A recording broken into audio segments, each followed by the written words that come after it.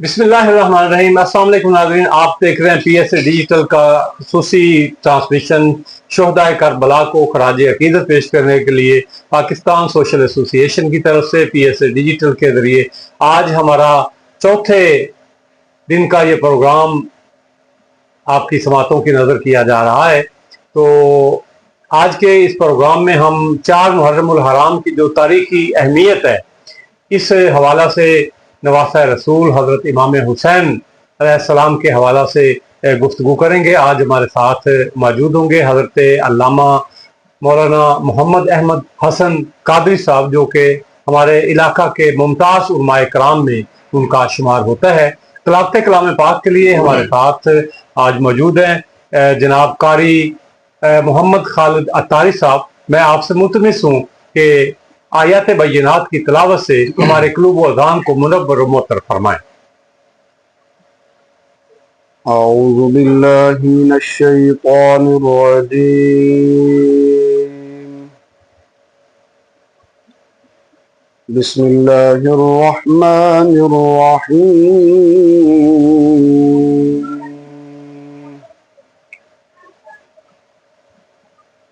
रब्बुल मशरिक़ैनि व रब्बुल मग़रिबैनि फ़बिअय्यि आलाइ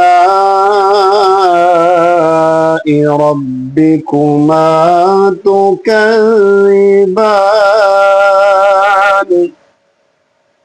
माशाअल्लाह माशाअल्लाह। मरजल बहरैनि यल्तक़ियान बैनहुमा बरज़ख़ुन ला यबग़ियान।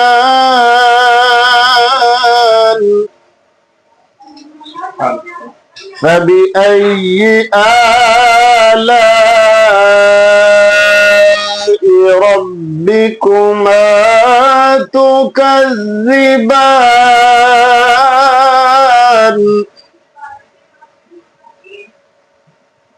यख़रुजु मिन्हुमल लुअ्लुअु वल मरजानु फ़बिअय्यि आलाइ रब्बिकुमा तुकज़्ज़िबान। माशाअल्लाह माशाअल्लाह कारी साहब। वलहुल जवारिल मुंशाअतु फिल बहरि कल आलाम।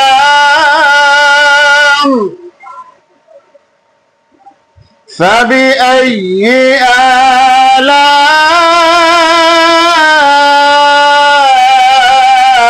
रब्बिकुमा तुकज़्ज़िबान।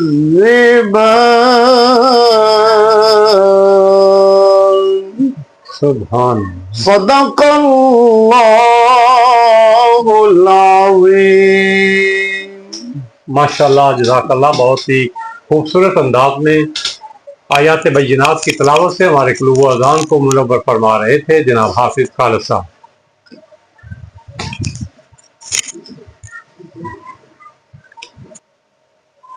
बारगाह रफ़ाक़त माब सल्लल्लाहु अलैहि वसल्लम में गुलहाए अकीदत पेश करने के लिए हमारे साथ आज मौजूद हैं हमारे इलाका के मारूफ सनाखाने रसूल और बहुत ही प्यारी शख्सियत के हामिल सीनियर सनाखानों में इनका शुमार होता है जनाब अहमद यार फरीदी कादरी अवैसी पाइंटनी। शुक्रिया नवाजिश। सल्लल्लाहु अलैका या रसूल अल्लाह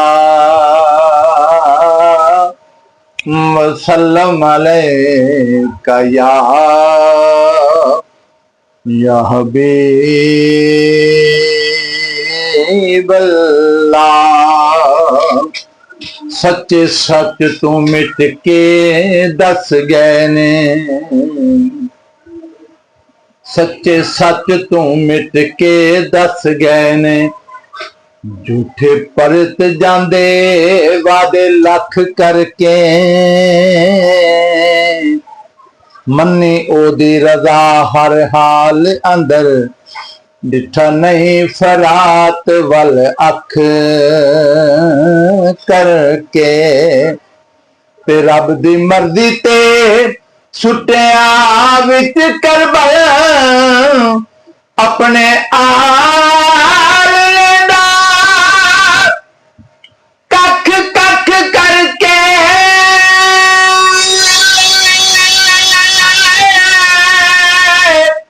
ਖੁਸ਼ ਤਸਵੀਰ ਸ਼ਬੀਰ रसूल हाफिज, बातल हक गए ने वख वख करके, क्या आवाज है। बातल हक गए ने वख वख करके, रात कोई नहीं शबे मेराज वर्गी मंदिर कोई नहीं, काबा कौसैन वर्गा नुक्ता चीनिया नुकते नू जन्म दित्तिया, दिते गैन भी लगदा ऐन वर्गा, ते कोई मां नहीं नबी दी मां वर्गी, पुत्र कोई नहीं चाहे सकलैन वर्गा,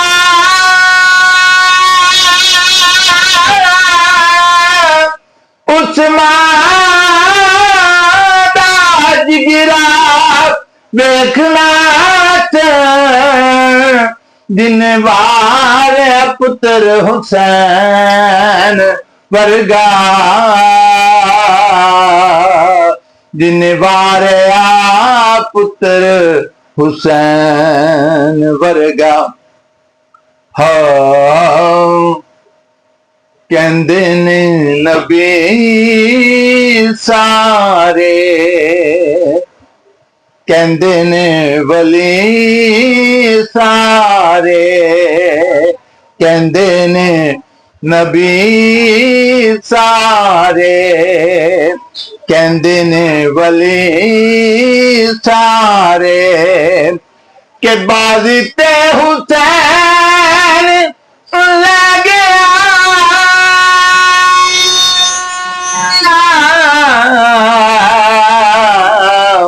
कहंदे ने नबी सारे,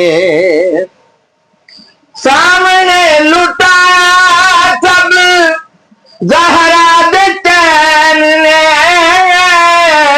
सामने लुटा सब ज़हरा दे चैन ने, बनियानी अखियां ते पट्टियां हुसैन ने, बनियानी अखियां ते पट्टियां हुसैन ने, बचड़े कुहाई जांदा जोक लुटाई जांदा, दुख सारे आप सह गया,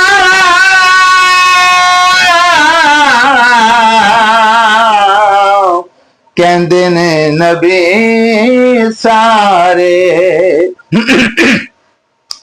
अपने मुकद्दर नू देवा मैं चला मियां, मिलिया हुसैन दिया मैनू गुलामिया, मिलिया हुसैन दिया सानू गुलामिया, ज़हरा दे चैन वाला फरीदिए हुसैन वाला, हजरत ज़हरा दे चैन वाला फरीदिए हुसैन वाला, पता मेरे घर पा गया,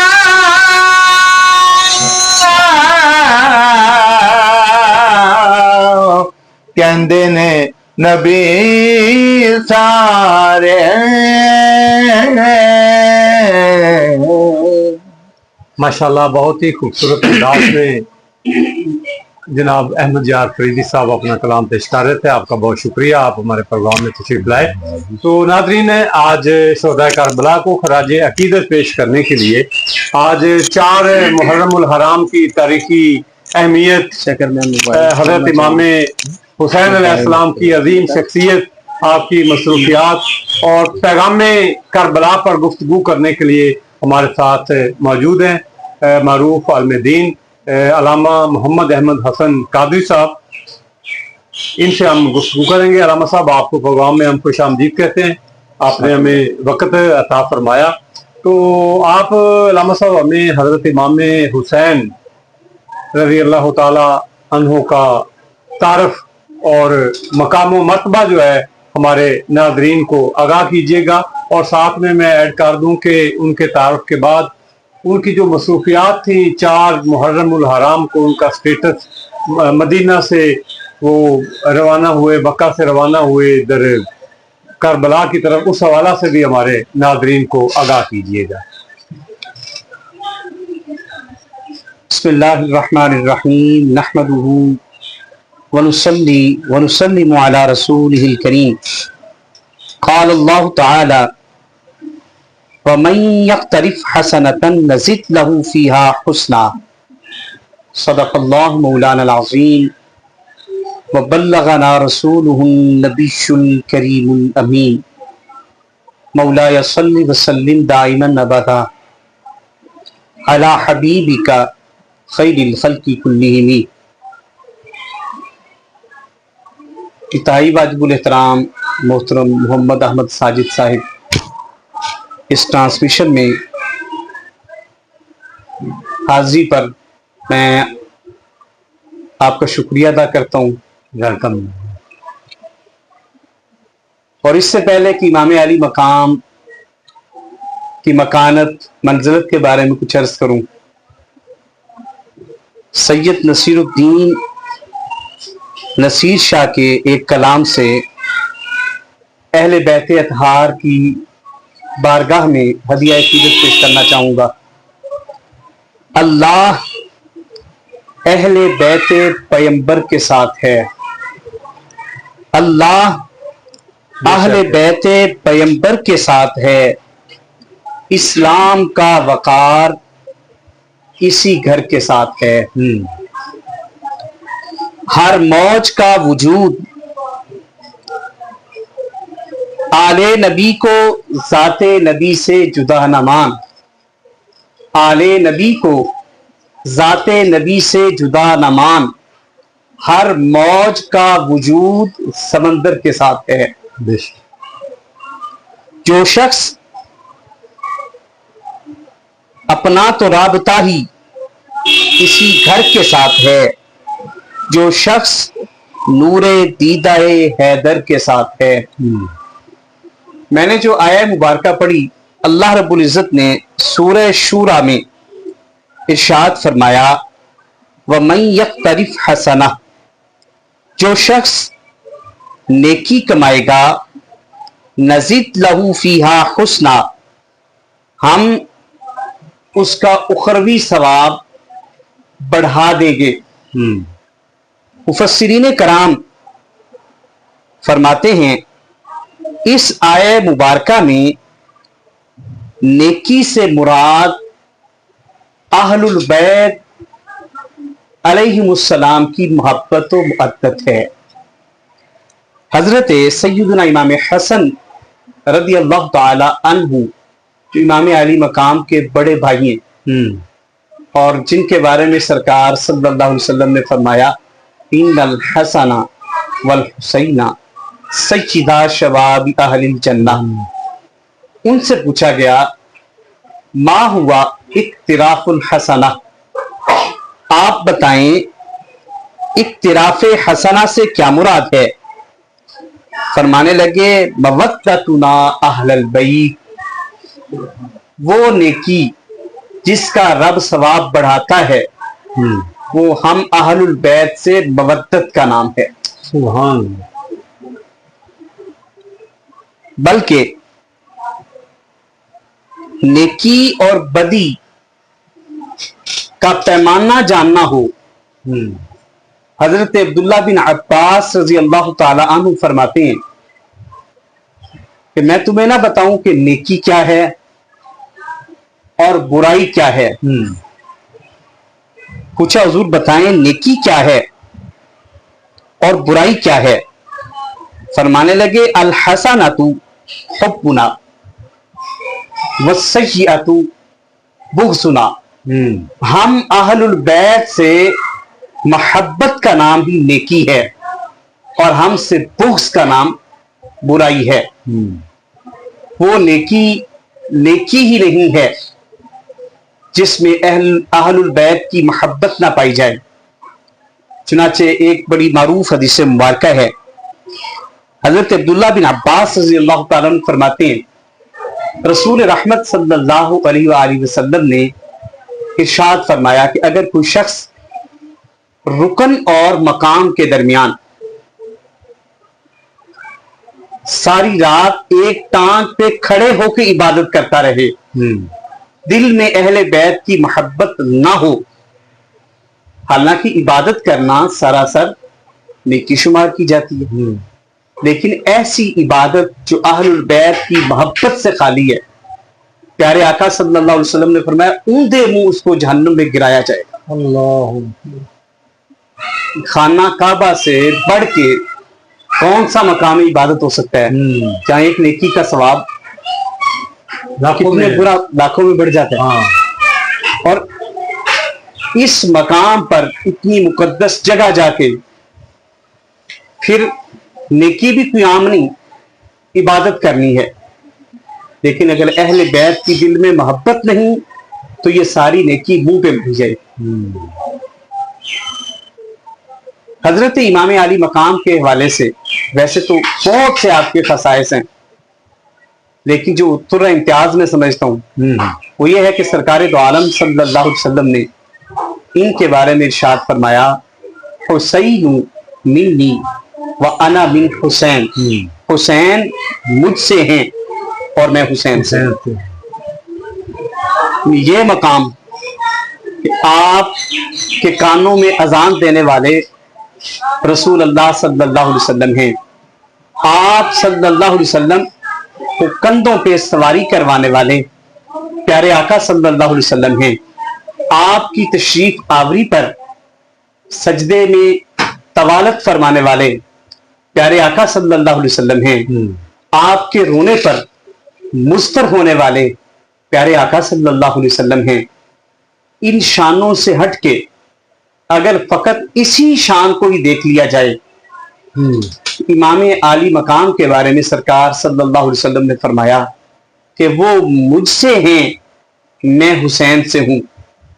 ये आप का बहुत बड़ा मकाम नबी अकरम सल्लल्लाहु अलैहि वसल्लम ने बयान फरमाया है। अगरचे आपने कुछ और लोगों को भी ये एजाज अता फरमाया, जिस तरह मौला अली मौला कायनात रज़ी अल्लाह ताला अन्हु व कर्रमल्लाहु वजहुल करीम हैं, उनके बारे में भी सरकार ने फरमाया कि अली मुझसे हैं, मैं अली से हूं। लेकिन ये इम्तियाज तो है ना इमाम अली मकाम अलैहिस्सलाम का। 4 मुहर्रमुल हराम 61 हिजरी वो तारीखी दिन है जिस दिन इमाम आली मकाम अपने काफिले के साथ मक्का मुअज़्ज़मा मौजूद थे और आपने मक्का मुअज़्ज़मा से अपना एक नुमाइंदा उस मकाम पर भेजा कि वो हालात का जायजा ले और हजरत इमाम अली मकाम को उससे आगाह करे। चुनाचे पहले तो उसका खैर मकदम किया गया, लेकिन जब उबैदुल्लाह बिन ज़ियाद को यहां की गवर्नरी सौंपी गई یہ یاسر بصرہ کے بھی گورنر تھے، یہ بصرہ کے بھی گورنر تھے، اور یہ دوسرا گورنرشپ ان کو ایڈیشنل چارج ایڈیشنل چارج دیا گیا. ہاں اس کے بد مزاج ہونے کی وجہ سے، اہل بیت کے بغض کی وجہ سے، ہاں لالچی ہونے کی وجہ سے، بنی امیہ کے بارے میں زیادہ چاپلوس ہونے کی وجہ سے اس کو یہاں پر تعینات کیا گیا. اور یہ شخص آیا بھی اس بھونڈے انداز میں گویا امام علی مقام کا کوئی نمائندہ ہے، اچھا لیکن آتے ہی اس نے بغض اہل بیت کو پھیلانا شروع کر دیا.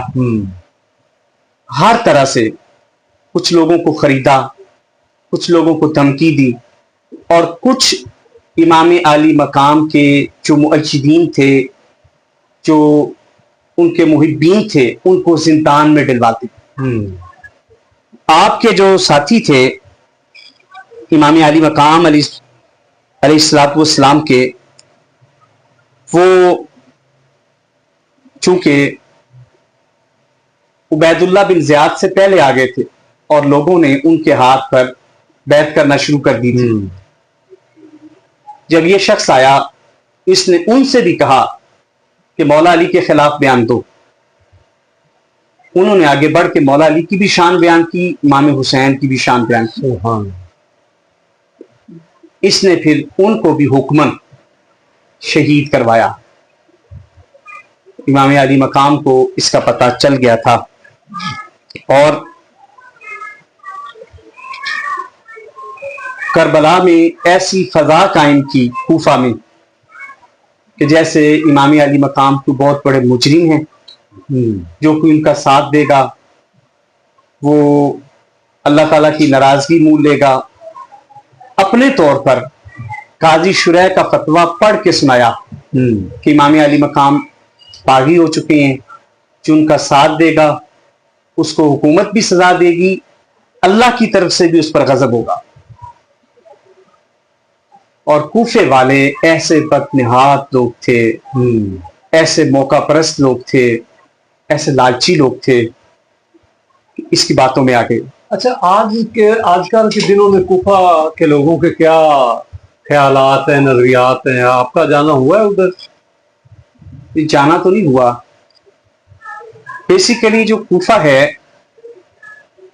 حضرت مولا علی اور اہل بیت کے ان حالات کے علاوہ اس کا ایک تعارف اور بھی ہے. کیونکہ مولا کائنات حضرت مولا علی کرم اللہ وجہہ الکریم نے مکہ معظمہ اور مدینہ منورہ میں جب خون ریزی دیکھی حضرت عثمان غنی کی شہادت کے وقت، انہوں نے اس کے پیش نظر، مکہ معظمہ مدینہ منورہ کے ادب کے پیش نظر، اس کو اپنا دارالخلافہ بنا دیا. وہاں پر اس دور کے مطابق یونیورسٹیز قائم کی گئیں، دانشکدے بنائے گئے. آج بھی اس کے اثرات وہاں موجود ہیں. علم و دانش کا مرکز ہے. اچھا، وہ بتائیے گا کہ واقعہ کربلا کا اصل مقصد کیا ہے؟ میں یہ سمجھتا ہوں جہاں واقعہ کربلا صبر، استقامت، جرت اور بہادری کا درس دیتا ہے، اور واقعہ کربلا سے لوگوں کے دل میں حکومت کا خوف، سالم کا خوف، سماج کا خوف، حکمرانوں کا خوف اترتا ہے. وہیں یہ تاریخ کا بہت بڑا ظلم اور المناک قصہ بھی ہے.